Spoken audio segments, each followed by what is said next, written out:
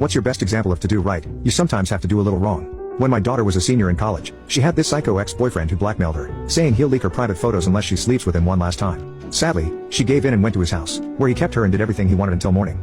I remember she was distraught the next day and even walked funny, and I still blame myself for not pressing harder when she said it was fine. As I'm sure you can guess, it turned out that sleeping with him once was not enough for this psycho. He began demanding it weekly, or else he'd leak her photos. I don't know exactly how many times she gave in, but I do remember seeing her get sadder and sadder over a few months. God, I blame myself so much. Thankfully, she finally got the courage to speak up. She told 3 of her older male cousins, and they promised to deal with it. A few days later, she invited the a-hole over to our place to stay the night. My wife and I were on a trip abroad at the time, so he thought the house was empty. From what my nephews told me, he walked in carrying a bag filled with knives and other disgusting stuff. They all hid upstairs waiting for him, and my daughter seduced that freak. She took him into her room where she dropped him onto the bed, and that's when my nephews came out of the ensuite. I won't go into the details because they're way too graphic. But he is now blind, deaf, and paralyzed. My daughter actually left the room, she couldn't watch anymore, and my nephews told me that they originally wanted to unalive him, but